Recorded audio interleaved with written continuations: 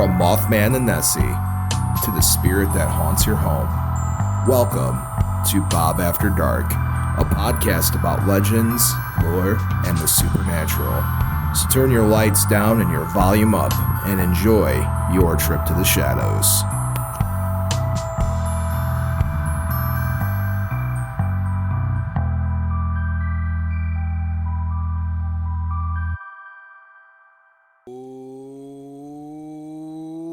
Hey there, children of the night, and welcome to Bob After Dark, the show that takes you into the shadows and goes and says hello, everything that goes bumping at night.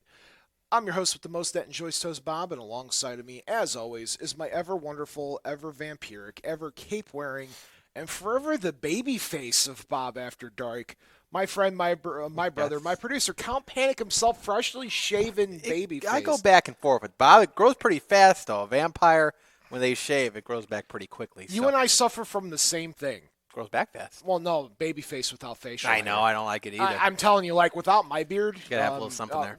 Without a beard for me, I look like the oldest, 11th grader in school.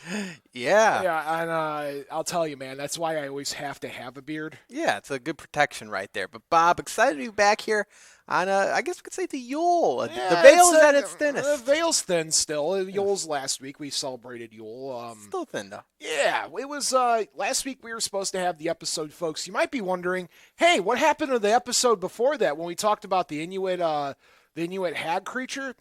Half that episode is not usable because I was choking during it. Oh, you didn't like the way you sounded? Count, I couldn't talk. Half the takes were. I thought you sounded fine. I'm glad you do. I sat down to go and edit the episode, and half of it is me choking during the lore, and I can't. Like, half of it's like, I'm sorry, hold on a second. We could edit all those out. I tried. No, yeah. It took me about 3 hours to get to a point, and it just, scrap it, move on, take the L. And then last week got to deal with some nonsense I wasn't prepared for. So here we are. We're going to count it. It's considered, I found this out, Count. It's the 12 Days of Christmas start on Christmas. Yeah. We get that from the Tudors, you see. That makes sense. I didn't know that. I always thought the 12 Days of Christmas was December 12th through the 24th. I was wrong. It came from the Tudors. So it starts on starts Christmas. 26 or 25, and ends on Three Kings Day. There you have it. That makes sense, yeah. So here we are in the thick of things. The veil is thin. Yes. How was your holiday? Bob, it was good. Spent it with friends and family and had a good time. I know we still got a lot coming up here as far as holidays go, but, kind of sad to see it in the past. It comes so fast, Bob. It does. One moment it's Halloween, then it's Thanksgiving, then it's Christmas, then we're back and starting it over once again. So really, time does fly.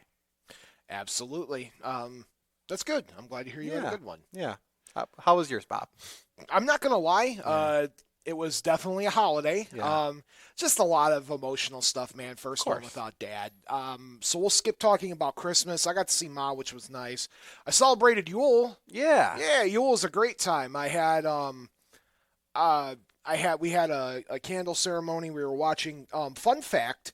PBS a couple years ago was putting out this series called Monstery, which we're not sponsored by PBS, by the way. I don't think anybody is sponsored by PBS. You got to sponsor PBS. I think you have to sponsor PBS.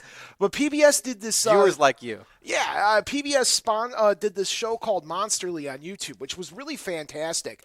They do animated shorts on different creatures, like you could watch the Mothman. So they put together this fun little animated snippet while they talk about the lore. So me and Queen tonight, we hung out and we watched, listened to a couple of the winter lore tales, the Wendigo, Frau Percht, Krampus, the Yule Cat, etc., and the fun little animated animation cells things, which was fun. And then we there's a couple children pagan stories that talks about father, the father of winter and stuff like that. So just typical, very down to earth. Yule. She celebrates the Yule, so I celebrate with her. It makes me feel good that I could do that with my partner. And then we did the orange thing. I can't think of the name of it off the top of my head, and I'm going to feel like an idiot. And I know the witchy persuasion community is going to be like, Bob, this is what it's called. It's you shove cloves into an orange. Okay. And it's this really scented thing that smells amazing, by the way. And it's supposed to Get that in a candle, maybe. Yeah, it was. It was actually a good experience. So my Yule was great. My Christmas, not so much. Remember, folks, this is a super important PSA from Bob to you. The holidays and the winter season is not always the easiest time for emotional states of people. Check on your friends and family. Make sure everybody's doing okay. Check on a friend that maybe you haven't heard from in a while. And remember that I love and care about you. Reach out to the people around you. And if you need the help, I'm here for you. And, of course, professional services are there, too. It's not lost, guys. I promise. We'll get through it together. So, without further ado, I have somebody here with me, co-hosting the show with me, to end the year.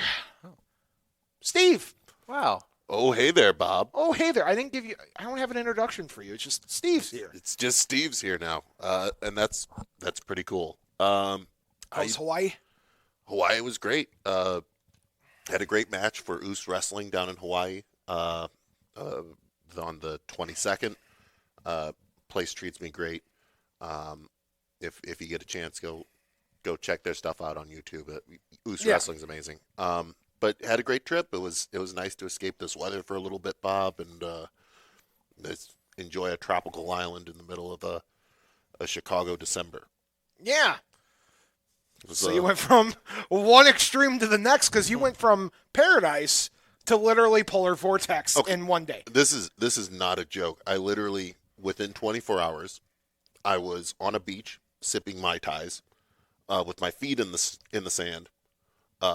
1 second. Hey, Count. Yeah. We got people messaging in saying the live feed on the, both the Jed TV app and the TuneIn is very low. Low? Okay. Yeah. I'll boost it up here again. Yep. Sorry to bother you there. But anyway, my apologies. No, it's fine. Literally within a 24-hour span, I was on the beach having Mai Tais with my feet in the sand, and then I come back here, and my face hurts from the wind. Yes. So, terrific. Absolutely terrific. Did you learn any lore of the island, perhaps you could share with us? No, I didn't. And do you know what? I'm going to have to go back now, and I'll do more research. I'll do some more in-person research. We can put on the shows tab, right? Sure. Yeah, that's fine. It's in the budget, right? It's in the budget. It's in the budget. Right, we We're can put all it in going, Jet we're TV. It's going. fine. Yeah, it's fine. Yeah. We'll go. I'm sure there's probably a Hawaii paranormal group, and there's probably one for every island too. I'm sure. You know, the fascinating thing is a lot of the Pacific Islands have a lot of very rich culture with a lot of deities, a lot of inherently paranormal beliefs. So it, whether it's the Hawaiian culture or the Tongans or Samoans or they all have their own. So yeah, I'll have to check into that. I'm familiar with a few. There's Pele. There's Maui. There's the Pickwimmies, I believe they're called. The little would be their version of the imps. Yeah, the little guys. Yeah. So I'm familiar with a little bit of it. It's fascinating culture, by the way. Maybe we'll first episode back after the new year. Maybe live remote from Honolulu. Speaking of going out, folks, we're going to get to the episode here. Bob After Dark is your weekly-ish paranormal show where we talk about legends, lore, and supernatural things that go bump in the night, lights in the sky, and of course, Count Panek's favorite Yuletide drink to have. Oh, geez, eggnog? That's a Yule-type drink to have, I was right? hoping you were going to say that. Do you partake in eggnog, or is that too? Yeah, I mean, I like. Is it too what, Bob? It's not for everybody. I like eggnog. It's not for everybody. I have some in my fridge at home right now. I have both regular and dairy-free eggnog in my fridge right now. I never was, and then Green Knight started spicing it up with like cinnamon and nutmeg and alcohol.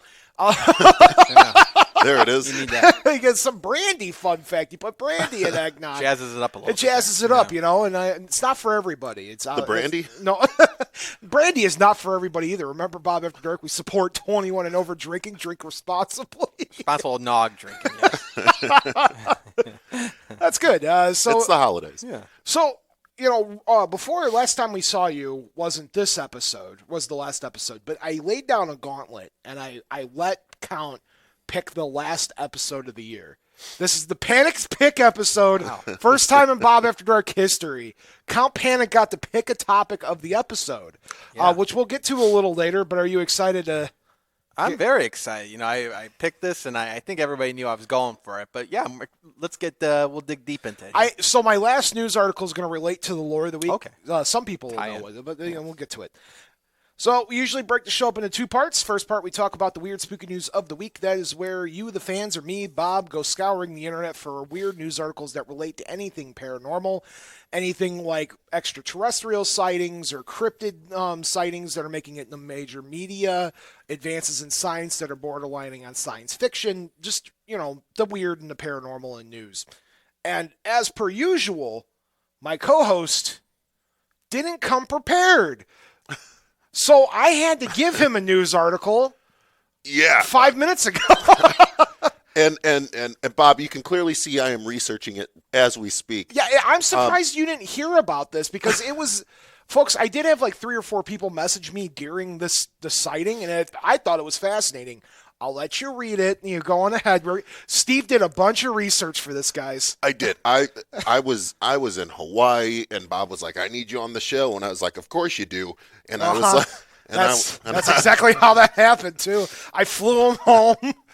Yeah, he got me. He got me on one flight, and one was canceled. Bob was like, "I got you." I got to the private jet.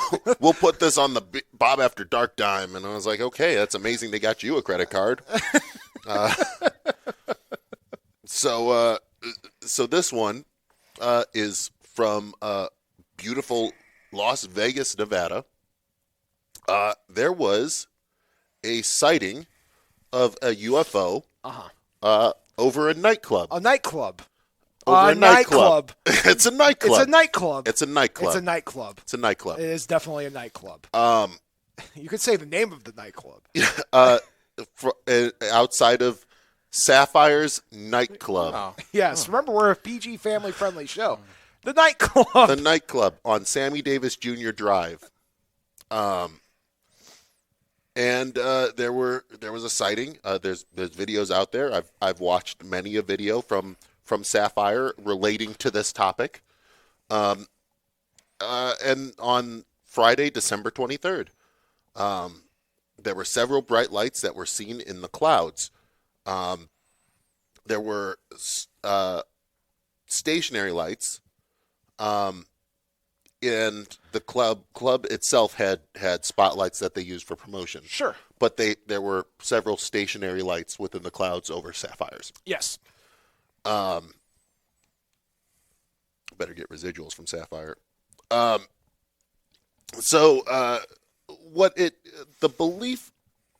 People believe that these might not have actually been UFOs, Bob. Oh, that's great. You're learning about this as you're reading the article for the first time, aren't you? I glanced. I glanced at this a little bit earlier. It's fine. Yeah, earlier, Look, 5 minutes ago. At this point, anyone listening to the show knows that this is the deal. Yeah, is that fine. I'm pretty much learning this news article with all you. So enjoy this with me, will you?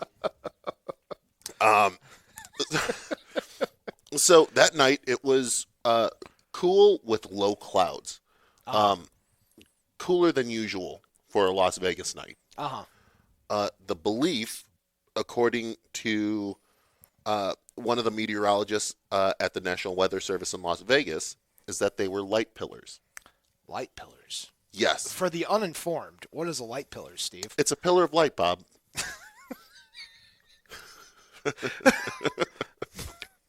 Okay. Good night, folks. Okay. So what's a light pillar? So the official, I'm going to read you what the National Weather Service webpage says about light pillars. That's good. And I quote, "Light pillars of multicolored lights streaking the sky like the perfect backdrop seem like the perfect backdrop for impending alien invasion, but in reality, light pillars are a common effect that can be found all over the world. They do come from above, but they're not extraterrestrial. However, tiny crystals of ice hanging in the atmosphere. Ice is very thin, shaped like plates with hexagonal faces. When ice drifts down through the air, it falls close to horizontally. At the top and bottom are the faces with more area. Ice is very reflective, so when ice hits those wider faces, it bounces around and reflects off more ice crystals. That means we get these vertically stacked mirrors floating in the atmosphere. The light hitting it gets reflected up or down and down, depending on the source, and it becomes a radiant column in the sky. Light can come from the sun, moon, cities, street lights, any strong light source. The lights, in this instance, over Sapphire, Bob. The nightclub. The nightclub. The nightclub were matched up to some lights at some of the larger hotel casinos along the strip. The red lights could have been from Resorts World, and the white lights could have potentially been from Wynn, Encore, Strat, or Palace Station. Gotcha. There is a question on everybody's mind, and that is, have you ever visited the Sapphire? I have not. I have not visited the Sapphire nightclub in my life. But do you know what? I think just for pure research sake, Bob. I think we should go to the Sapphire. Look, I'm a man of science. Anyone also, listening to the show knows this. I'm also a man of pseudoscience. Yes. So Yes. I believe we'll put it on the Bob After Dark credit card. Yeah, that's fine. Live remote. We'll do a live remote from Sapphire Nightclub. Yep. I've seen the video. It's very fascinating. We'll get it shared on the Children of the Night page tonight. Maybe Steve could share it now while we're on the air. It's a very fascinating story, but what's even cooler that wasn't in Steve's article is that there were sightings of very similar structure all across the United States last Friday as we're recording this. That would have been the 23rd. I saw it in Jersey, I saw it in Colorado, and I saw it in Idaho. I didn't see it, but I've seen people posting images around the same time that it was seen above Sapphire. So it's not all the lighting patterns were about the same. So I'll bite that there could be a light pillar in Vegas above the nightclub. But it's odd that you're going to see that across the country, even in rural like Idaho. Potentially. However, all of those locations, depending on the height in the atmosphere of the clouds, could potentially cause this. And it could cause it to be wider spread than just this localized instance over Sapphire. Hashtag panic steak. Well, Bob, I think Steve is right about that live remote there.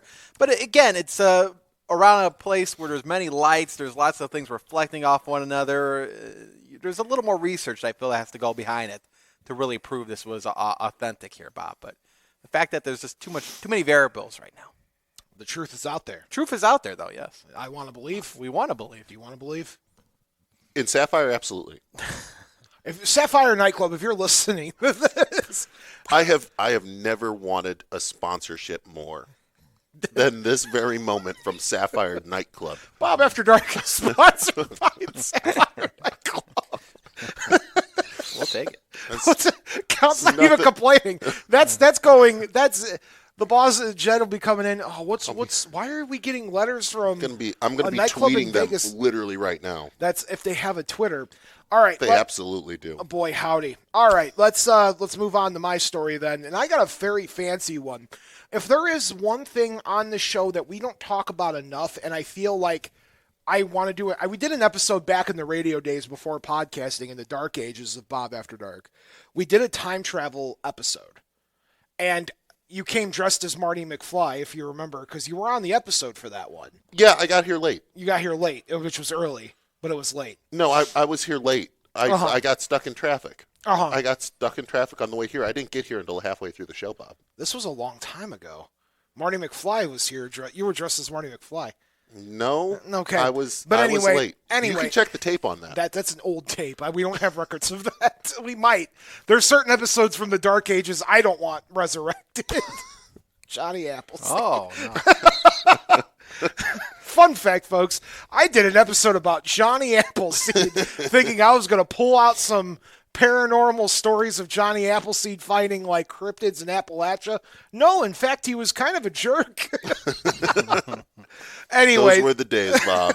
Anyway, Started at the bottom. Now we're here. we're going to talk about time travel. This story comes to us from Coast to Coast AM, written to us by our old pal Tim Banal. Somebody that was reviewing a 1977 Elvis concert might have spotted somebody with a cell phone in the concert footage. A crowd shot from one of Elvis's final concert shows what some suspect could be a time traveler in the form of a woman holding a modern-day cell phone. The odd scene was reportedly discovered by a Reddit user, which is always important, who noticed a peculiar moment while watching a 1977 CBS special, which featured some of the King of Rock and Roll's final performances of June of that year. During the program, Elvis began singing "Don't Be Cruel." He tosses one of his trademark scarves into the crowd when the camera briefly pans to one of the adoring fans attempting to catch it. A woman, as shown above and isolated below, can be seen holding a rather curious black rectangular object with a small silvery square that bears an uncanny resemblance to a cell phone. The discovery of the seemingly out-of-place fan has led some imaginative observers to suggest that perhaps she was a time traveler who journeyed in 1977 from somewhere in the future and was capturing the momentous occasion with her phone. However, more skeptical-minded individuals have pointed out that the futility of the cellular device at the time, which would have be rendered useless, and argue that the object was probably a camera from the time period that only looks futuristic because she holds it in a manner so familiar to us modern people that we matrix it as somebody holding a cell phone. I think it's a very fascinating video. I got a chance to see it, and it's really blurry imagery. We'll share it to the Children of Night page later. It is not the first time that a time traveler could have maybe been spotted in something in the past. There's the famous one from World War II, or World War I, France, with the person holding which would have been a modern walkie-talkie, like a Motorola device in their hand. And then there's been other ones as well. Somebody was taking a picture of Abraham Lincoln with like what looked like a Polaroid, I think is another famous photo. But this isn't the first rodeo of people believing that they've seen time travelers. And I understand this is going to be a topic for a very near future episode, but hashtag panic steak, and then we'll hear from Steve because he's on his phone. Well, Bob, time traveling, I do a lot of that as well. I'll put the camera right here. I do a lot of time traveling that as I do as being a vampire. So I believe in it all, of course, but again, there's some certain situations you really have to look deep. You said it's kind of grainy, so there's a lot to, much like the first story about the nightclub, there might be some more investigation to go on behind us here, Bob. Steve.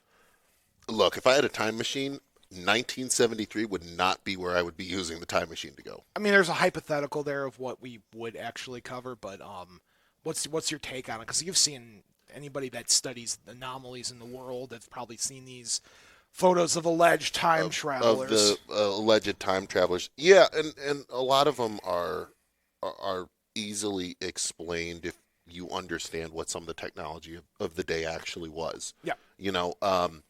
We, like you said, we now see anybody with a thing in their hand that's a cell phone. Yeah. But I mean, there were rectangular phones or rectangular cameras back then that they weren't exactly fit in your pocket, but if you held it from a distance, it would look like our cell phone. So just because somebody is dressed oddly or has something that seems to be out of place doesn't mean that they're a time traveler. Sure. I would like it to be true. It's something we will look into here in the very near future. Count, we could put that on the calendar. All right, time travel. Time travel episode. It's time to revisit. Let's move on to our final story of the night, which relates to the Panek's pick. Ah. Yeah, so Count, you got to pick any topic in the world that we would be discussing this week on the show. Yeah. What was the topic at hand that you picked? Well, again, I think this is... I had to think, first and foremost, have we done an episode on this before? And after I learned we haven't, I said, well, this is natural. And a lot of people said, well, it's natural. He's going to choose that. Nessie Nessie herself. We're talking about Nessie. Yeah. The Loch Ness monster herself. A lot of people refer to Loch Ness and Nessie as a her, so Yeah, I mean, we'll keep that. who do we know? We'll I keep mean, that going. yeah. But my final story, for the first time I think in Bob After Dark history, is going to bridge from the stories to the main topic. This is something else. This is a somewhat recent news article back in September. I didn't cover it back in September, so we're going to pretend it's new. Nessie might have been spotted twice on a newly installed webcam. The story was by Tim Banal. A set of newly installed webcams around Loch Ness might have picked up a site of what was an online diligent person as a monster hunter has captured footage of two anomalous forms that have been spotted in the iconic site. Launched late last month by the tourism organization Visit Inverness Loch Ness, the 5 live streams webcams are located at various hotels around the massive landmark. The installation of the 5 new webcams understandably caught the attention of Ireland's Island O'Fadagan, I butchered that, sorry guys, who has amassed a staggering 14 reports of since 2017 by the way lone Nessie of the Net live stream, and in turn carved out something in a niche for himself as a prominent online Nessie spotter. So in essence, this online monster hunter, tourism board guy, went around and set up 6 live streams, and you can go and watch the live stream at any time. It's Nessie on the Net, and all it is just a live stream of the loch. It's no different. The Mothman Museum in Point Pleasant has a live stream of a camera on the Mothman statue at all times. So, I mean, there are live streams like this, but this happens to be one, and it's 5 all around the loch. And apparently they believe that they caught, on September 15th, another oddity, and this anomaly seemed very similar to ones that we've seen in the past. So even to this day, people are still saying this the shapely figure that we know as Nessie. I believe it. Steve? Do you know what? I think it's fascinating that there's still sightings of Nessie. Yes. And we'll get to what Nessie could be right after this break. So live fans, stick around. And for podcast fans, stay tuned. We will be right back after you hear words from a podcast that you should be listening to. Stay tuned. Welcome to Ghostly. Pat, what are you doing? What? I want people to know that we're a podcast that takes a deep dive into some of the scariest ghost stories. But we don't do the creepy voices or weird sound effects. We debate the ghost stories. And aren't you supposed to be the skeptic? I am, but they'll find that out once they listen. Look, all you have to do is tell them to listen to Ghostly, and that our listeners get to decide which stories are real. And which stories are just old folklore. Exactly. Download Ghostly wherever you find great podcasts. Oh, jeez.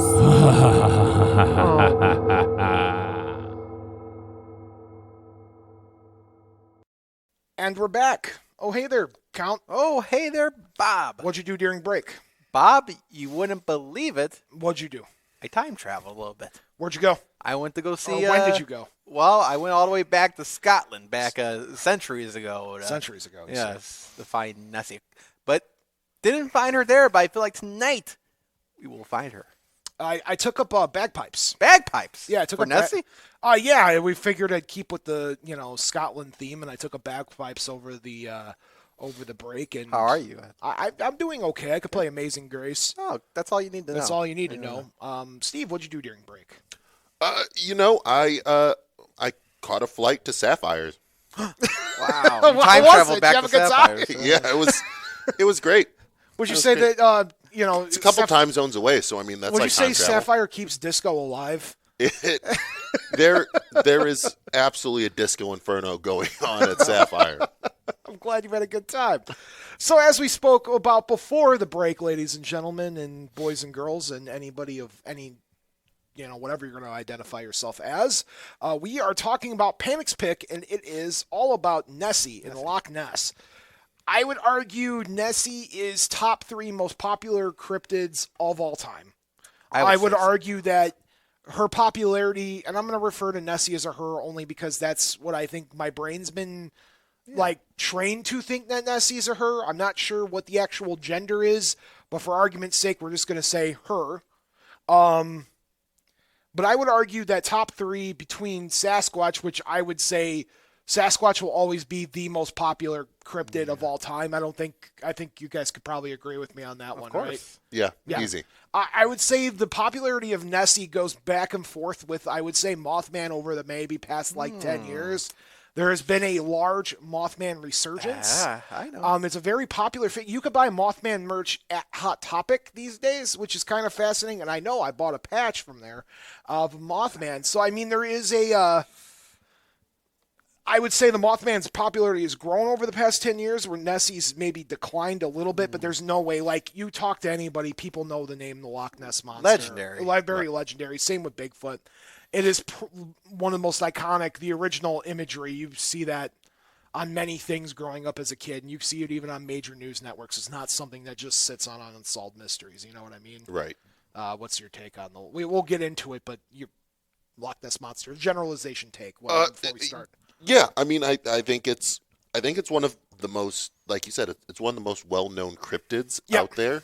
I'm honestly, when I found out that this was the first time we've actually covered this, I was blown away, Bob. Yeah, I thought it was a travesty. Man, there are. I've always, because it's like I could do the heavy hitter ones, guys, but then I'd run out of topics, and who then would learn of the story of the devouring gourd? Well, that's true too. I mean, we're better off for knowing that. That's true. Was that a rib? No. Did you hear this? We're better off learning about I like the gourd. It's either the gourd or blood orgies or all this. Steve, what? Those are the Dark Age. It's the Valentine's Day episode. We can say that live on air, right? And then I got in trouble for it the next day. That's fine. You could tweet at me over that one. No, yeah, tweet at Bob After Dark. Maybe I'll reply to you. I'm not sure. I'm still figuring Twitter out. If you look up Loch Ness Monster, I would say it is not hard finding research for this story. And there are tons of different ways we could look at it. So I'm going to break down the lore into a couple easy topics here. One is we're going to go over just a generalization of the loch. We're going to talk a little bit about the monster, and then we're going to talk a little bit about what Nessie could actually be if Nessie exists, and we'll also see what skeptics believe as well. So according to the Encyclopedia Britannica... That was my reference source as well. Yeah. Great. So Loch Ness is a lake lying in the Highland Council area, Scotland, with a depth of 788 feet. Or 240 meters. Are you looking at the same? The same article. We have the same. I'm impressed. The same thing. No, it's impressive. I'll tell you what. I just saw the same screenshot, and it's great. I'll tell you, and I'm gonna stop right here. You might be like, well, Bob picked the third article on the Google search, and that's what he's using. Yes, I did, but I will tell you that this bit of information I'm reading to you is actually really thoroughly written. So, and it's legit, and I happen to like to quote Encyclopedia Britannica because that makes me smart. It makes you sound like somebody from the 80s. Okay, but I could also quote something like Ranker, and no offense, I've quoted Ranker in the past, but if I could... There's no Encyclopedia Britannica. But I could quote... Anyway, let's move on. You show me with somebody with a volume of Ranker articles. I've quoted Ranker a lot on this show. But the area of Loch Ness the full area would cover over 700 square miles and comprises of several rivers, and it's an outlet for the River Ness. It's, long story short, the loch itself is a large body of water that a ton of other bodies of water are connected to, and it's one of the biggest in Europe, actually. So there's a lot of underground tunnels that go through that, which we'll bring up later because it is important to the lore. Understand that the loch isn't just a normal lake like if you would go swimming at a beach. This is very deep. It covers a ton of area. Like I said, all of it adding up would add up to about 700 miles. It's cavernous. Yeah, definitely cavernous. There's ways that things could hide. We'll just leave it at that for the moment. Tease, I like it. Yes. You following me so far? I am. Yeah, we're on the same page, literally. Okay. Are we on the same page? Yeah, I just need to scroll down a little bit now. Okay, as long as we're on the same page. So, are Are you following along with me here? It's great. Yeah, I am. Okay, so you know a little bit about the Loch now. Yeah. It's this area in Scotland, large body of water. Let's talk about why we're here. Mm-hmm. So, a Loch Ness monster, or the by name Nessie, is a large marine creature believed by some people to inhabit Loch Ness in Scotland. However, much of the alleged evidence supporting its existence have been discredited, and it is widely thought that the monster is a myth. Reports of the monster inhabiting Loch Ness date back to ancient times. Notably, local stone carvings depict a mysterious beast with flippers. The first written account appears in a biography of St. Columba from 565 AD. According to that work, the monster bit a swimmer and was prepared to attack another man when Columba intervened, ordering the beast to go back. It obeyed, and over the centuries, only occasional sightings were reported. Many of the alleged encounters seemed impressed by Scottish folklore. Oh, you're reading along, Steve.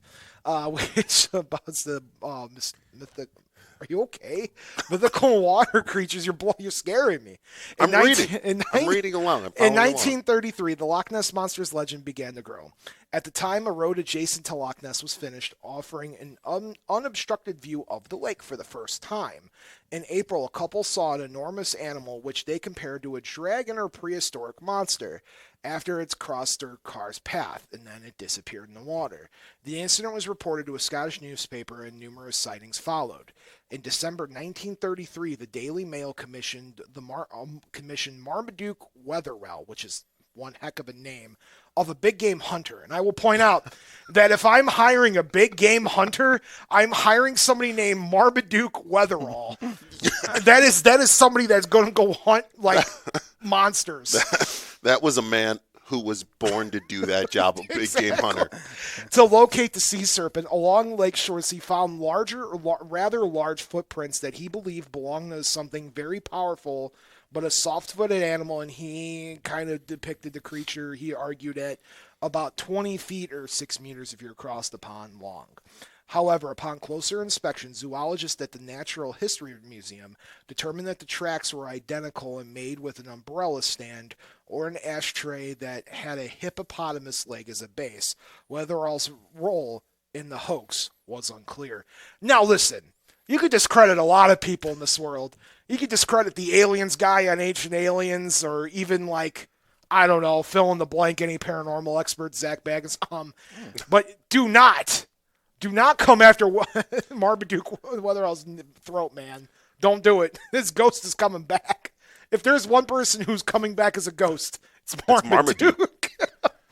The news only seemed to spur events to prove the monster's existence. In 1934, English physician Robert Kenneth Wilson photographed the alleged creature. And this is the iconic blurry image everybody has seen. It's the foggy, blurred head up over the lake. Everybody knows that picture. Yep, the black and white. Yep, taken in 1934.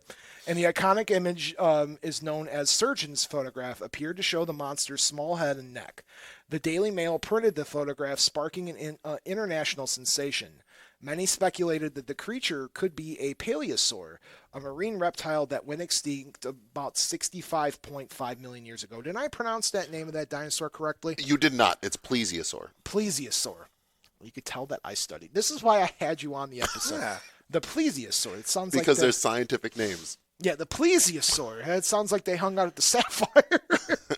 The Loch Ness area attracted numerous monster hunters over the years. Several sonar explorations, notably between 1987 and 2003, were undertaken to locate the creature, but none were successful.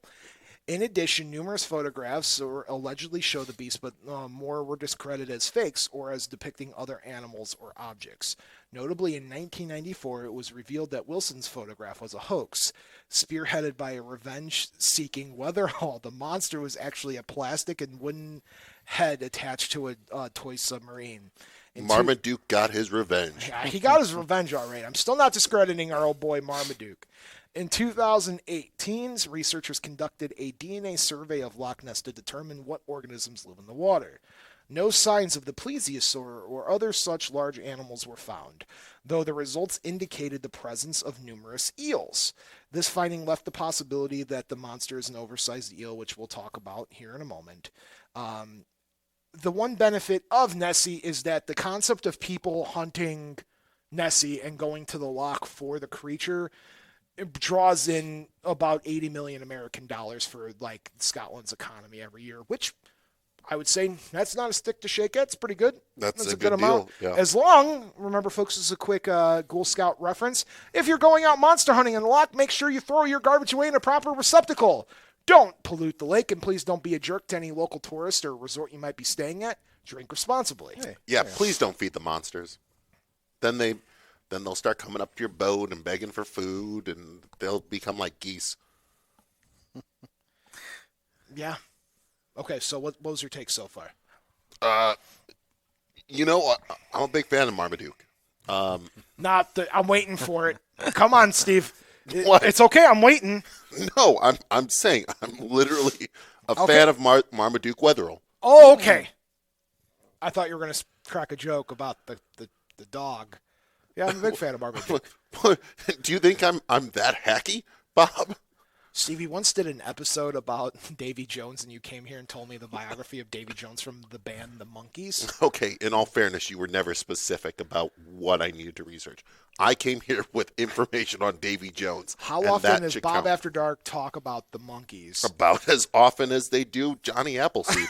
I don't like you. We have a caller on the line. Wow. We'll take it live. Okay, we'll take it live. Oh, did you hang up on him? No, that was just dial Okay, tone again. do we have somebody on the line? No, call back, caller. Call, I can remember. good job, folks. If This you're is live radio. If you're listening in, our Wasn't phone me, number, though. our phone number is 219-845-1100. Call back because Count Panek doesn't pick up enough phone calls these days. Yeah. Well, there was that. He heard you making fun of me and was like, nah, that's enough of that. Well, here, you want to try it again? Oh, we have another caller. Second time's a charm. All right, second time's a charm. Take them live. We'll take it live. Now, caller. Hey there, Bob. Oh, hey there, John. Steve. Oh, hey there, there. Bob. Hey there, Steve. Hey, that was my fault. No, John, don't. John, don't. No. I did a deed roll on you He hung guys, up on himself. He hung up on himself. John, I'm not going to blame you. I'm going to blame the, I'll take the blame. knucklehead back there I'll take behind the this. blame. What's on your brain tonight, John? How's your holiday? Hey, it was pretty good. How about you guys? Oh, not too That's bad. pretty good. Did you enjoy any of that Polish blackberry brandy? Oh, man, Bob, I had that. I had Polish ham, Polish sausage, Polish pierogies, and I'm still eating it. So Oh, man. 3 days. No one sent me pierogies to the studio? They were killed on Christmas Day, I think. I'm very upset. Who catered the pierogies? Oh, no. Nobody catered to pierogies. Who made them? We bought them. Oh, you bought them. I thought someone was hand making pierogies. No, not here. Nobody can make anything here.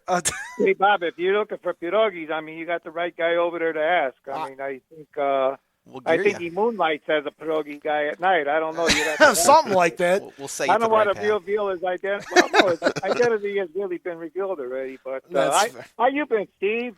I've been doing well. You spent your holidays in Hawaii? I made it back home in time. I was able to bypass all the craziness in air travel right now and get back home in time to spend it with loved ones. So. Well, that's good. Hey, listen, I don't know about time travel too much, but Hawaii travel, I'm all in. So, hey, listen, if you ever need somebody to throw around the ring to warm up when you guys going back over there, I'm your man, okay? I'll just put me on the list. I'll put you on the list. It's a long list already, but you will go on the list. Count knows how to get a hold of me, and There you go. I'm just throwing that out there. You talk about time travel, but Hawaii sounds pretty good to me, especially this time of the year. So We'll book But it you was in when we nice, do the huh? live remote. Yeah. yeah, there you go. Yeah, I mean, we'll find some way. But hey, I want to wish you guys a happy New Year, and Oh, thanks you too, thanks John. for being on the air, and we'll talk to you next year, I guess. Sounds good, John. Sounds We'll good. all talk to you then. Okay, take care, guys. All right, bye. It's always nice when fans call in, which means you can call in too, fans. Phone number is 219-845-1100. That's 219-845-1100. All right. So, we talked a little bit about what Nessie is in essence, right? What is this creature? And, building the major road along the lake didn't do it much favors, and because now tourists can drive by and see it. I want to point out that I find it very fascinating that cave drawing and cave wall etchings of a finned creature biting people, and even hearing it in the biography, like later on, of this creature. I find that very fascinating. Yeah, I mean, and the reality is, because that was 565. Yes. Or no, it was even previous to that. Yeah. It was stone carvings. Yeah. You know, if you go back and look at a lot of reliefs on cave walls, drawings on cave walls, you're bound to find creatures that are what we would consider cryptids, Sure. right? The Native Americans have thunderbirds. Yes. And you know, things like this, and you know, kind of like alien-looking creatures sometimes. Like, it lends a little bit of credence to the fact that there may be something in this water that they knew about, or maybe they didn't see, but they had stories told to them. Yes. And that's kind of the beauty of having these stone carvings previous to the advent of paper. Now you might be asking yourself, what exactly is Nessie? So I could sit here and talk to you about sightings all day, but I don't think that's as exciting because the sightings are usually head up, head down. That's it. Good night, folks. Head pops up, head pops down. It once bit a swimmer. You don't hear, there's not too many stories of people interacting with it. It seems to be a very skittish creature if it exists. So ultimately, not like the Bigfoot where, you know, Bigfoot stories are pretty, I could do an entire monthly series on Bigfoot and not run out of things to talk about. Nessie is not that exciting to talk about. You know, you'd be skittish too if you were getting chased by a giant Great Dane. Oh. There you go. Marmaduke's coming for you, man. But I will say why I want to split this up is because I want to talk about potential. Because out of any cryptid that I've ever talked about, scientifically, I would say this is the most viable, probably existing creature I've ever spoke about. As a believer, obviously there are certain things I believe in without scientific evidence, but this is one of those things where it's like, I believe there's concrete evidence to believe that there is something there. And there are two popular theories. And we'll go over the first one now, which is the Plesiosaurus. And we'll talk about why we think that, right? So I'm reading you guys a New York Times article from Jenny Grossback written in August of this year. A fossil finds tantalizes Loch Ness monster fans. A Plesiosaurus went extinct 66 million years ago, but evidence that the long-necked reptiles actually lived in freshwater as well as the ocean has offered hopes to Nessie enthusiasts. Millions of years before the first alleged sighting of the Loch Ness monster, populations of giant reptiles swam through Jurassic seas in areas that are now Britain. Known as Plesiosaurus, these are long-necked creatures that could grow up to 40 feet long and were thought to have dwelled in exclusively oceans. But a discovery published in a paper back in late July of this year by researchers in Britain and Morocco added weight to the hypothesis that some Loch Ness monster enthusiasts have long clung to, that the Plesiosaurus lived not just in the seas, the salt water, but it also lived in freshwater too. That could mean that they reasonably excited that Nessie, who is sometimes depicted as a lot looking like a plesiosaur, really could have lived in Loch Ness in a freshwater environment. Local papers have celebrated the finding. It gives further credit to the idea that Nessie may have been able to survive and even thrive in Loch Ness, said the article on page 32 of the Inverness Courier, a biweekly newspaper in the Scottish Highlands. Loch Ness monster bombshell blared a headline from Britain Daily's Express tabloid.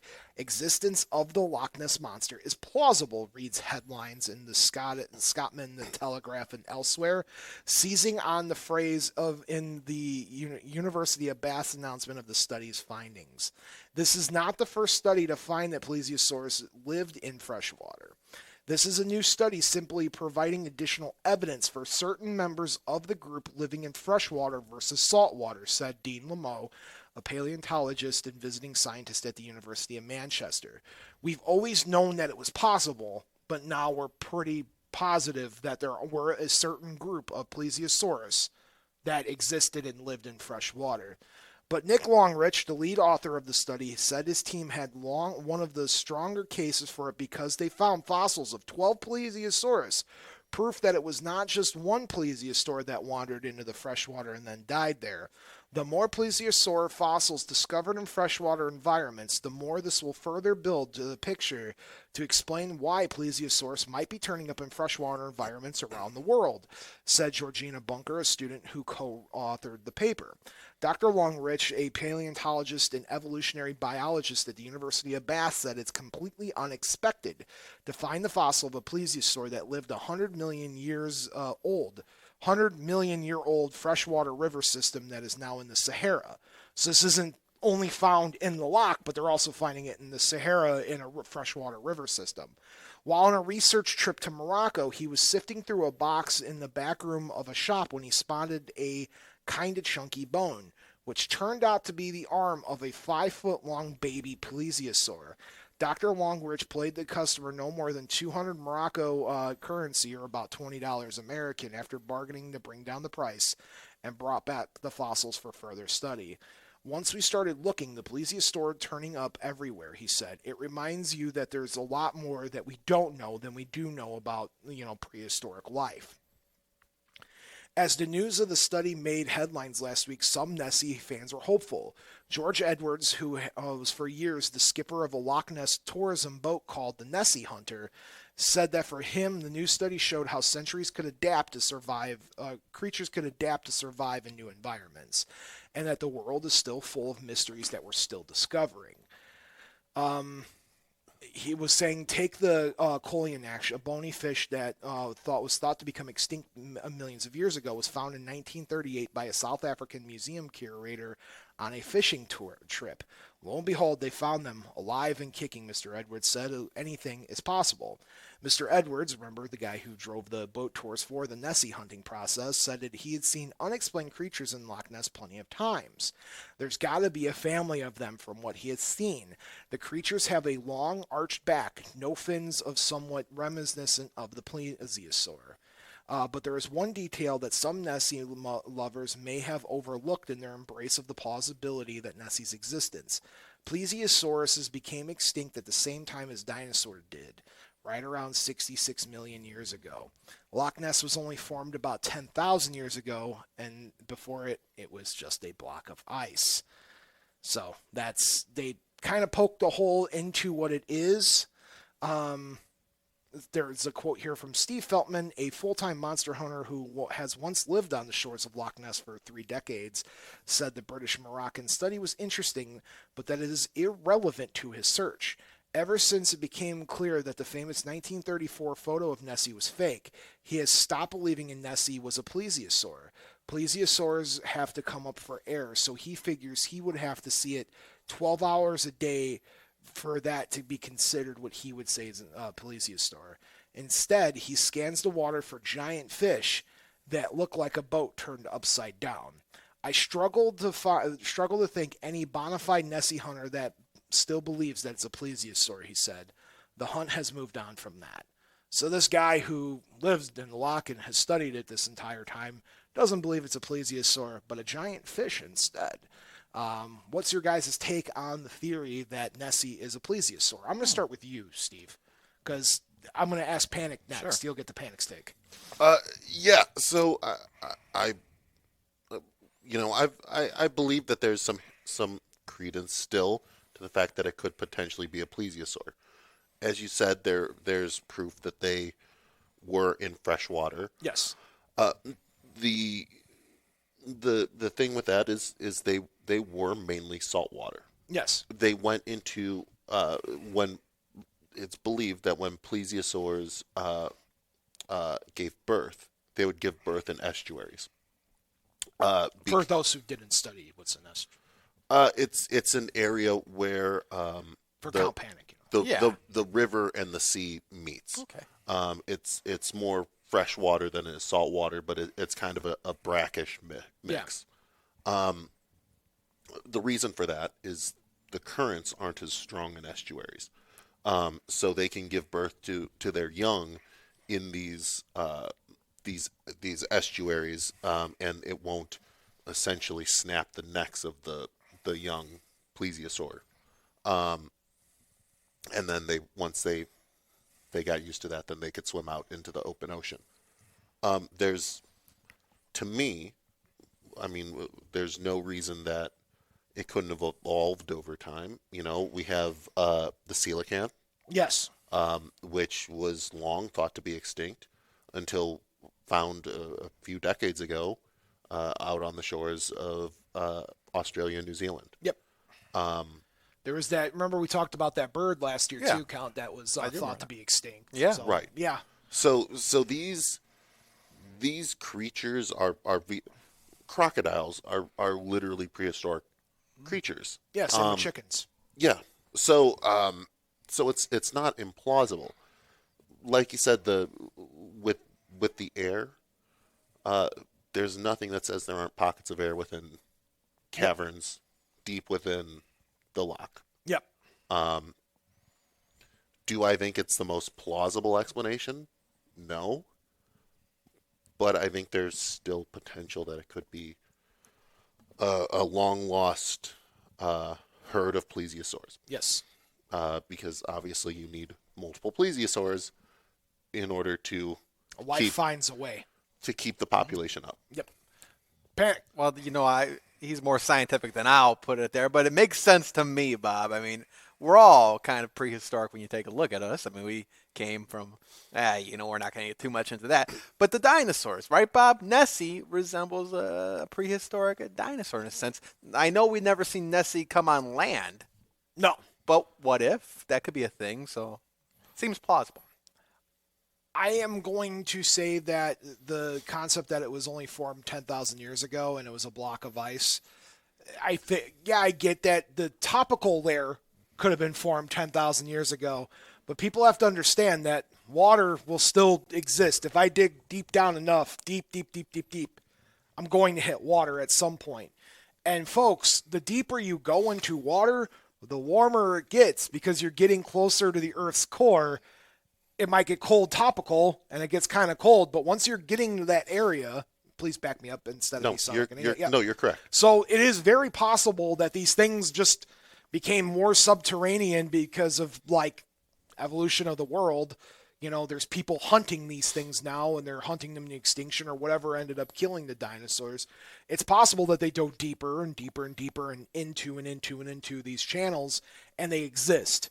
Do I think it's a full-blown plesiosaur as we knew it via fossil and these giant creatures now?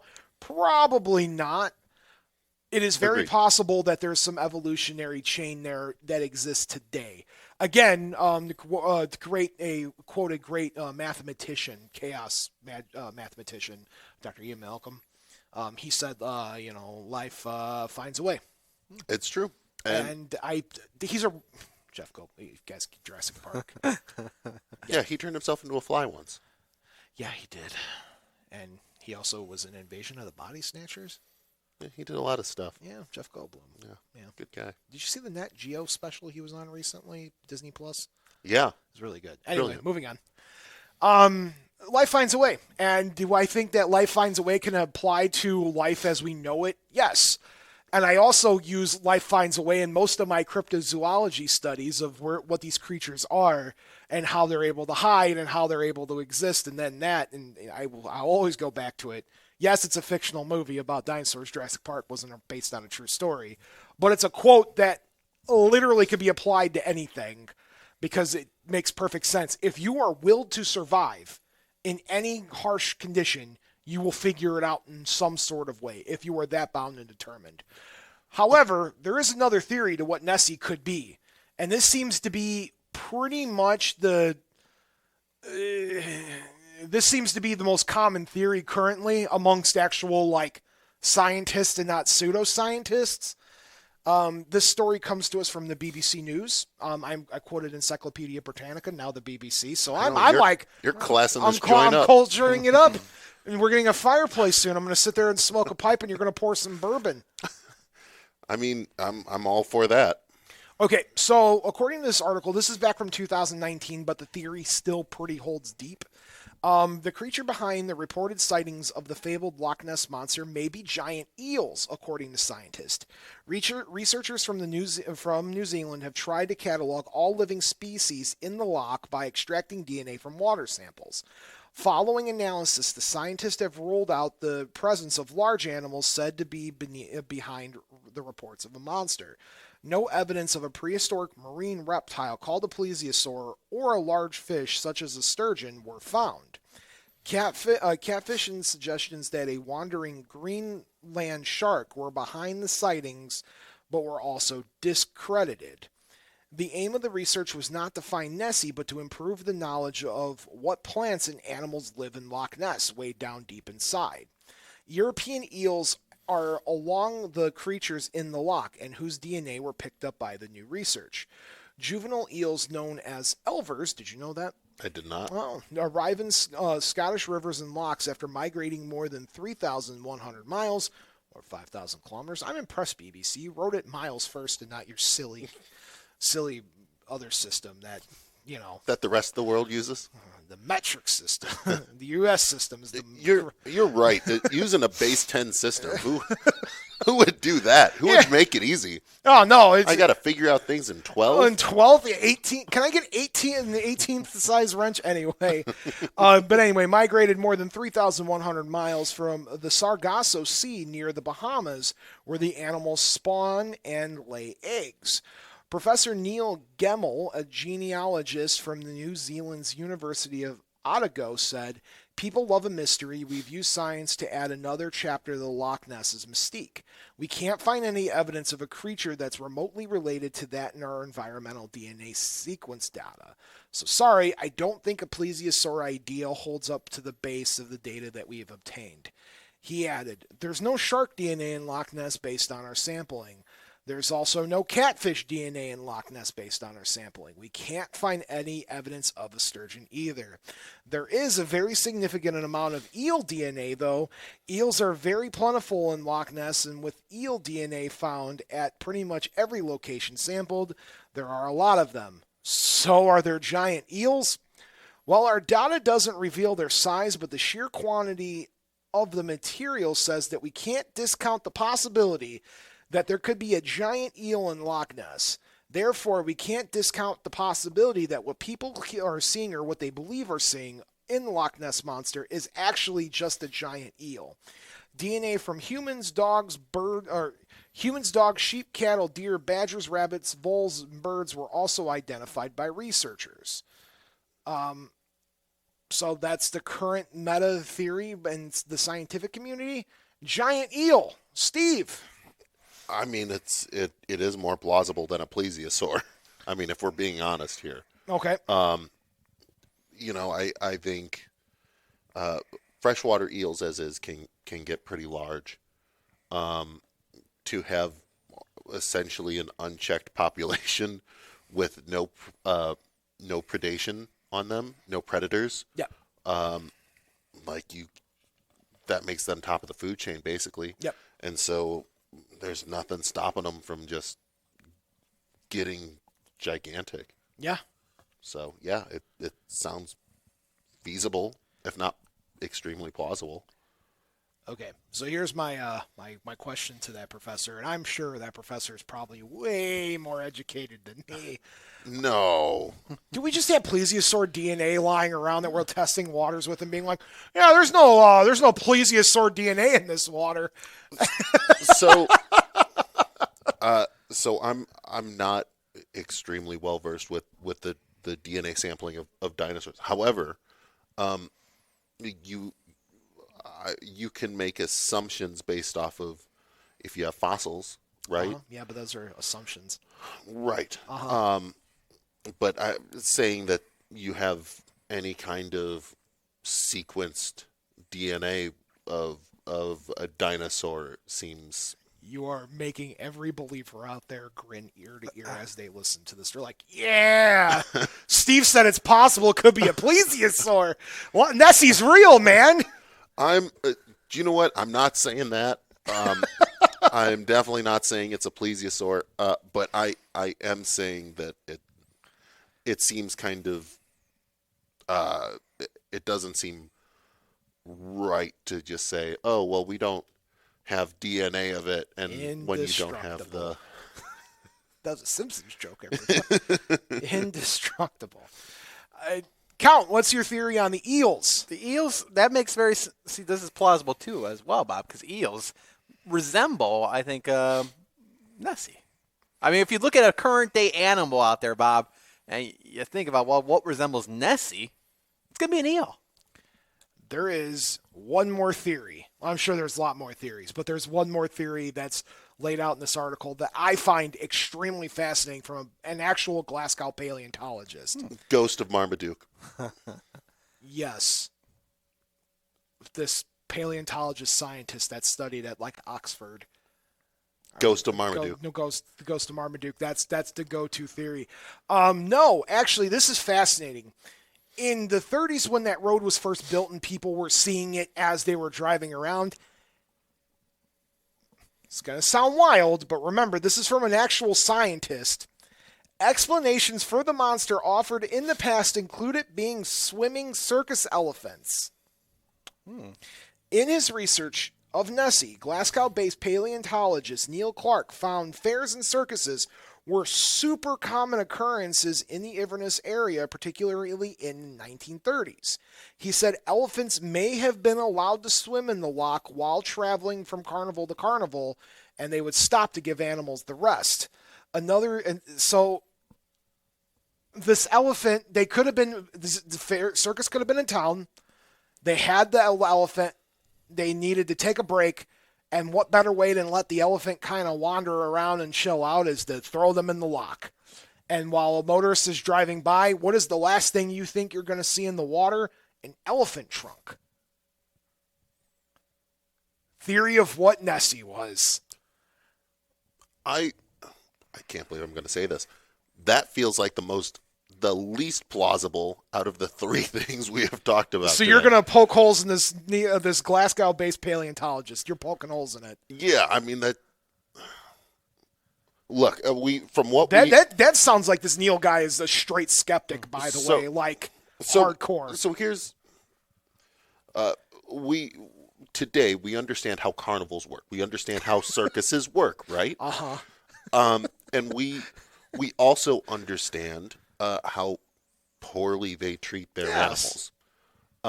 So saying that these traveling circuses would stop and let their well-trained elephants, which they are treating horribly, out to just go swim in a lake seems extremely implausible. Yes. Well, that's all I'm saying. Panek. Well, I mean, that is feasible too, but I still want the theory about I'm still lingering at the eel theory, dummy. That's, again, you got to have a mixture of everything in there, but a giant eel, Bob, that's essentially what Nessie is. Think about that. Here, would you guys like to know a fun fact before we move on to the last thing I want to talk about in the episode? Sure. Yeah. Did you know that there is a Guinness Book of World Records for the longest continuous monster hunting vigil of Loch Ness? What's the record? It doesn't say, but it's held by a guy named Steve Feltham, recognized by the Guinness Book of World Records for the longest continuing monster hunting vigil of Loch Ness. Is not convinced scientists have yet identified the creature behind the sightings. So Steve here believes that, not you, Steve, but this Steve believes it's not an eel. It's not a Plesiosaurus. It's neither one of those things. In fact, it's something all new altogether that we've never discovered before. And that's why these DNA sample tests that they're getting of this water, they're not picking it up because we don't have anything to test with. It's more than 28 years. Oh, you found it. Yes. So there is somebody out there with a Guinness Book of World Record for monster hunting. So as of he moved to the banks of Loch Ness in June of 1991, and has dedicated over half his life to this. So it would actually be 31 years or 30 years. He has done this. So that's very fascinating. Right? Good for him. We got to get him on. You got to the get show. moving, Bob. Jeez, man, the Guinness Book of World Records isn't going to know any. It's going to put me on put me in there for something. I want to see like Bob in 30 years having become a hermit, just living on the shores of Loch Ness. Like Alan Moore? Just full-blown, like, Beard. giant Oh, beard. hey there, everybody. Whatever happened to Bob? Oh, He bought a fishing boat, and now he lives on the Loch Ness. I don't know what to tell you. I haven't talked to him in 18 years. Steve After Dark is now the current show. So I found a really fun article that I want to wrap things up with before we kind of roundtable the final discussion on Nessie is or isn't. It's a really cool article. This is a little dated. It's from 2018, but it's pretty fun either way. Once again, from the BBC. We're classing this place up with all the British references. Yeah. So what happens if someone actually catches Nessie? Let's say it's giant eel. Let's say it's a Plesiosaurus. Let's say it's a circus elephant. Whatever it could be, what happens if someone catches this creature? Yeah. A Scottish government-funded body has a plan in place if the Loch Ness Monster should ever be found.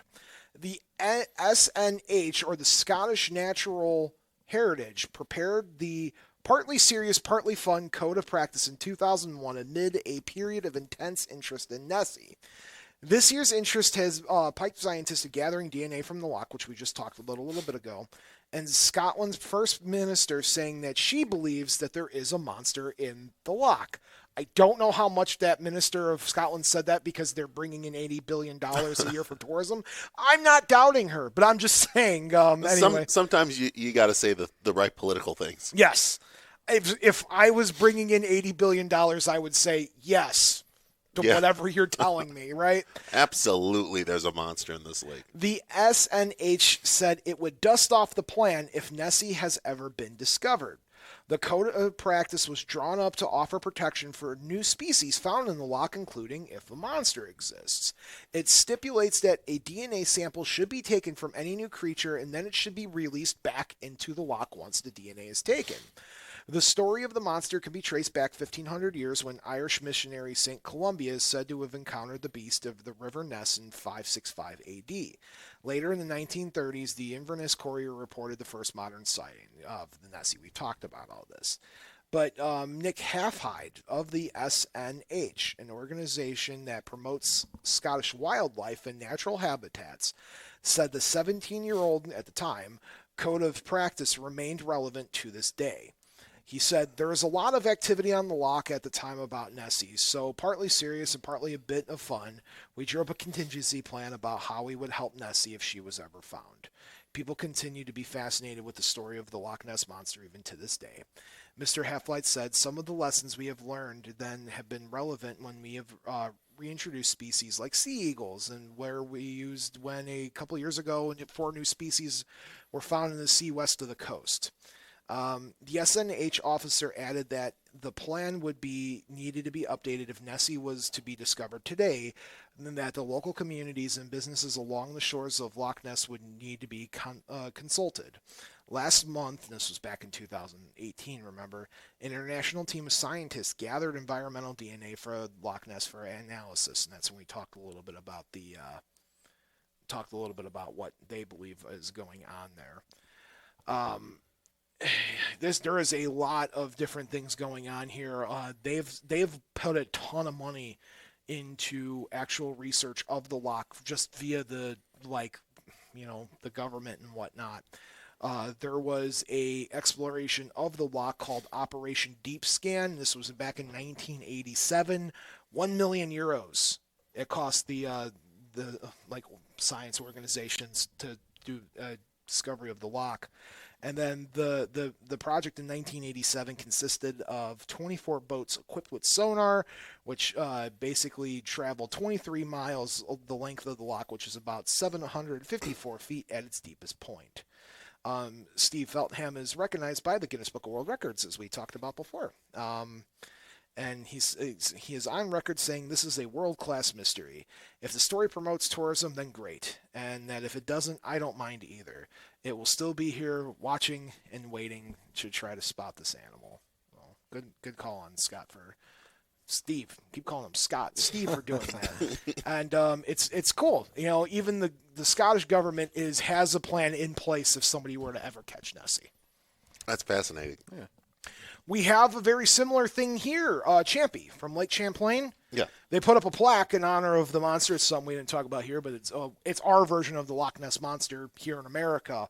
The local government there eats that up. They put a plaque up that's like beware of Champy, and there is an actual law that if somebody captures it and poaches it, they will be sent to prison for life. And there's actual guards out there that protect that spot. I'm not kidding you, but I find it fascinating that there's a law in place, and they say it's a part fun, but I could actually see why this would be necessary, even if it's not. Let's say it's not a plesiosaurus, right, or a giant eel. Let's say that this is just a weird species of Duck. Yes, I would want to know why this duck is that big. Can we please get a quick blood sample and send it back? Yeah, I mean that makes sense from a scientific aspect and standpoint. That makes a lot of sense. I mean, you don't want to, especially if it's something that has thrived in that environment for as long as it has, assuming it's the same creature. That's something you don't really want to. You just want to document it and then just kind of let it go back, because that's a natural anomaly. Yep. When it comes to a living creature. Panek. Well, Bob, again, I learned a lot here. I've always been a fan of Nessie, but I'd never known some of the details that you laid out here. The history, the lore. I guess that lore isn't part of the title, though. But just some of the backstory of Nessie. And here's the thing, Bob. I know people are kind of down about Nessie sometimes. They say, well, geez, it's been so many years, decades, centuries, and we really don't have too much about her. But, I think the day is going to come where we find out a little bit more, and maybe actually have a Nessie, a clear photo in our sights that's not fraud or phony or anything like that. So I'll just go around here and we'll ask each other. I'll ask you guys what your thoughts are. And Count, since this was your episode you picked, Yeah. What's your thought? Do you believe Nessie is real? Of course I believe Nessie is real, Bob. I knew she was real before the moment we started the show. So what do you think she is? A form of Plesiosaurus, giant eel? You know what? The dinosaur theory, again, giant eel. I mean, it looks like a giant eel, right? But deriving from the dinosaurs, that seems like the most logical answer. Because, Steve brought up a great point. Alligators, ducks, chickens, they're all from dinosaurs. So, Steve. Nessie. It's a light pillar. Oh, no. You just ruined Back it. to that. You ruined it. I can see that the Club Sapphire check has cleared in our bank accounts. They will be tweeted after the show. What's your take? Nessie real or not? Look, I don't usually kind of go with childhood bias. I really want Nessie to be real. Yeah. As that was one of the first cryptids I ever learned about as a kid. So I really want Nessie to be real. Do you believe it though? I mean, there's got to be. It's like Bigfoot, right? Enough people have seen it. There's got to be some kind of plausibility to it. Do you want to know my opinion? Are we gonna reverse roles on this today, Bob? Do you want to ask me my opinion? Bob, what is your opinion? I don't buy the eel thing. I would say that from a scientific standpoint, that would make the most sense. I don't want to discredit the concept that they tested the DNA of the water to see if they found a Plesiosaurus. You don't have Plesiosaurus DNA. If that was the case, we would have Jurassic Park by now, okay? I will say that it's probably not a 1-1 Plesiosaurus from prehistoric times. I'm not going to go on that route and be like, yep, that's exactly what it is. We're done. Have a good night, everybody. I'm going to say it is something derivative from the Plesiosaurus. Like an evolutionary descendant. Yes, an evolutionary descent. Looks similar, but it doesn't leave the loch because it's a pure freshwater creature. I would argue that if it was, they were saying the Plesiosaurus would have to come up for air and you would have to see it, that one hunter was talking about. You would see it coming up for air all the time.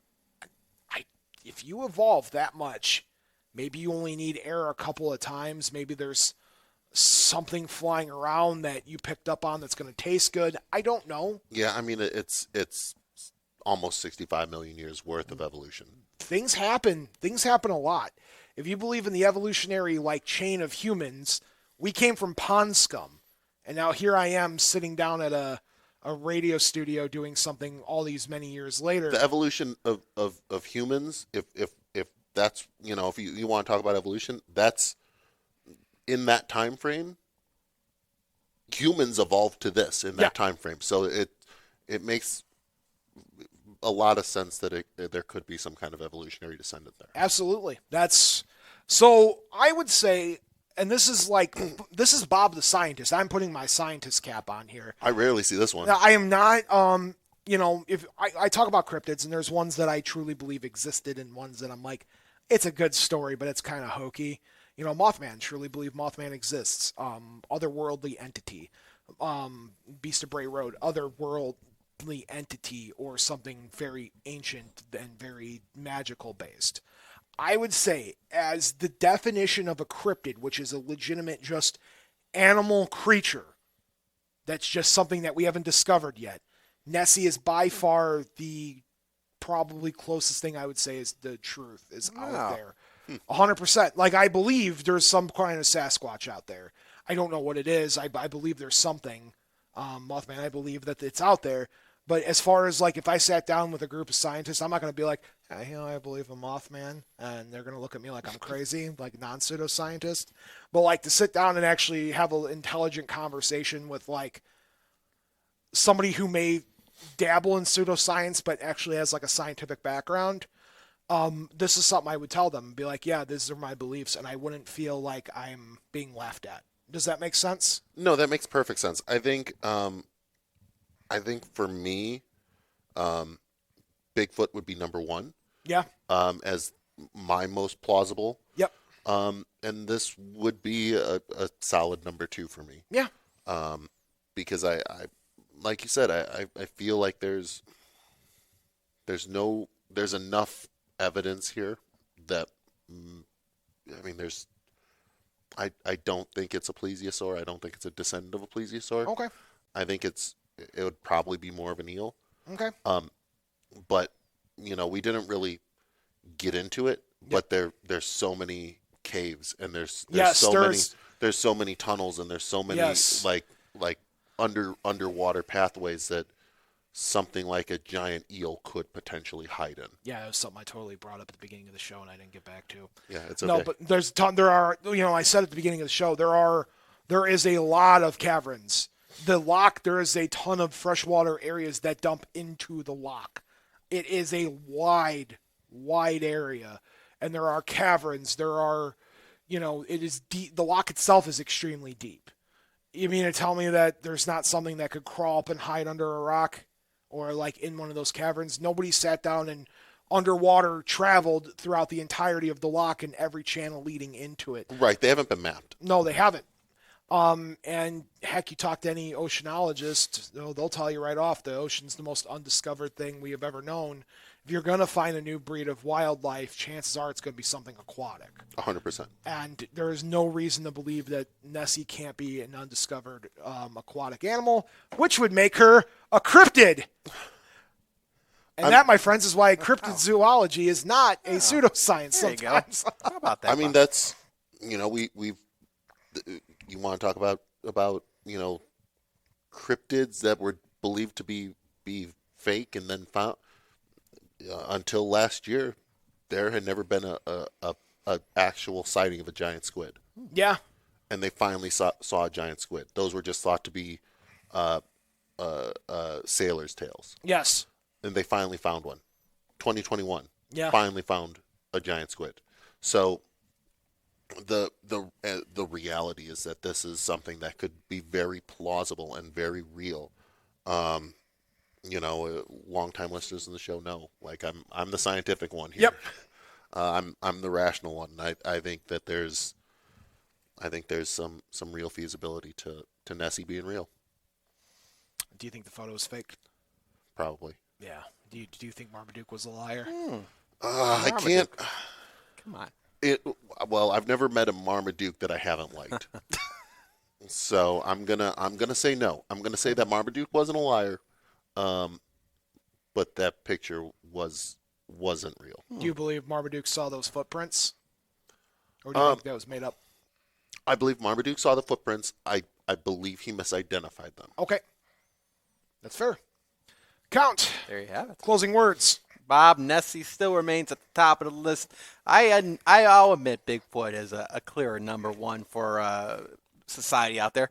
But Nessie, Mothman, as popular as Mothman is, Don't do it. still got to take a back seat to Nessie. I got to tell Yeah, you. that's fine. That's fine. Yeah. Steve, what do you think? Who you put up there higher? I mean, it would definitely be Nessie over Mothman. Society. fine. Yeah, That's fine. that's how society looks at it. I'm just saying, like, yeah, he's got a statue, but it's in West Virginia, so who cares?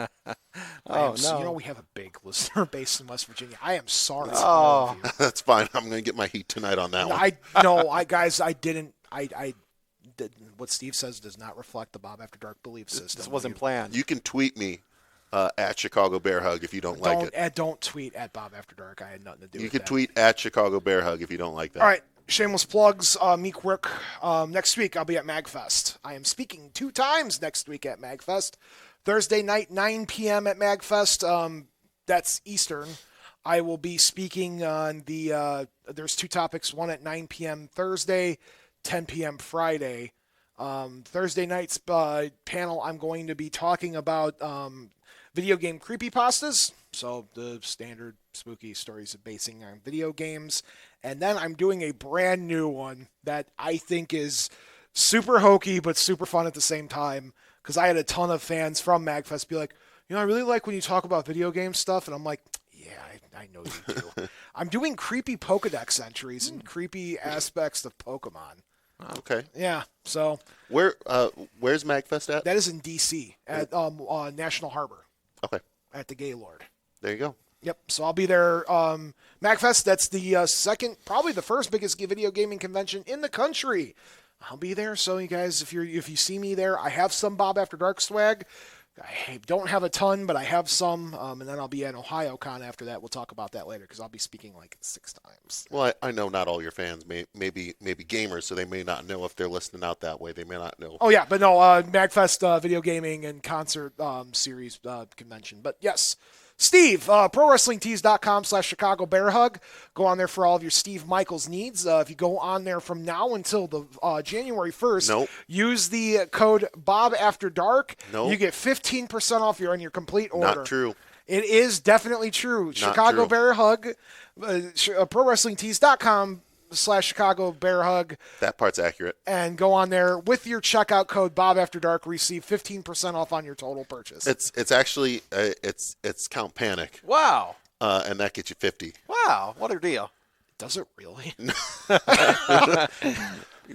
Good luck to them trying to spell panic. By the way. Yeah. You got to get it right. That's why it's so expensive. No, there's no discounts because my merch is worth it. 15% off. But it is ProWrestlingTees.com/Chicago Bear Hug. You can get all your Steve Michaels merch. You can get all your Steve Michaels shirts here. You can follow me on Twitter, Instagram, Facebook at Chicago Bear Hug. And if you make a purchase at Collar and Elbow's website, I'm wearing their hoodie right now. Got their hat right here. And use the promo code Bear Hug, you will get a discount on your order. So make sure you go there, order some Collar and Elbow gear as well. They should probably be aware that you're publishing that on a Bob After Dark show, by the way. Yeah, that's fine. Okay, just letting you know. And if OVW's Nightmare Rumble, Yeah. it's the biggest event of the year. January 7th. It's available on Fight TV. It's our first pay-per-view of the year. You never know who's going to show up. So tune in and see what happens. Count, do you got anything to plug? Bob, You have the Progi Drop. Oh, well, yeah. If Yeah, you you're, do? I guess, yeah, sure. We can plug that too. I heard Mr. Pierogi, the new Mr. Pierogi, will debut Yeah.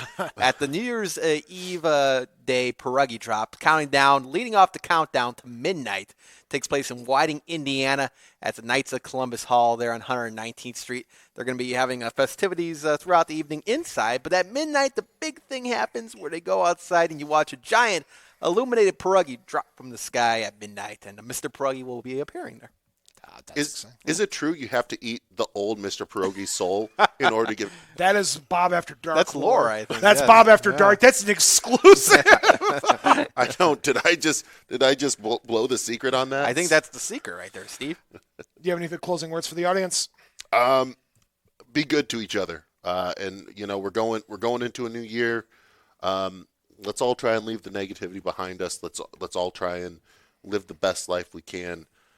There's a lot of garbage going on in the world right now, and a lot of bad things going on in the world.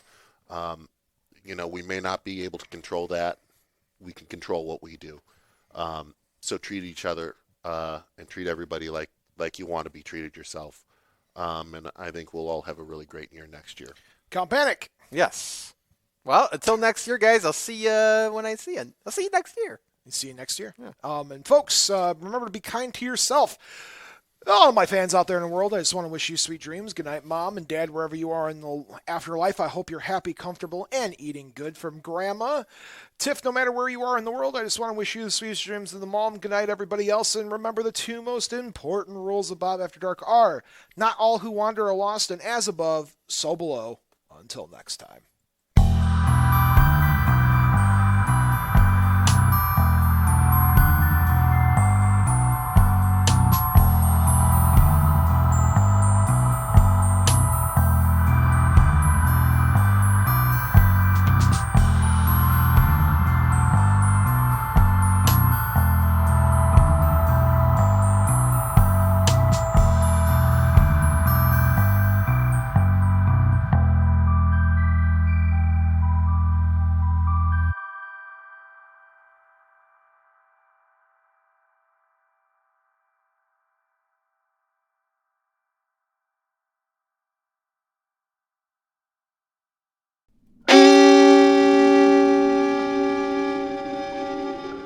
Memoriam Development. Goal.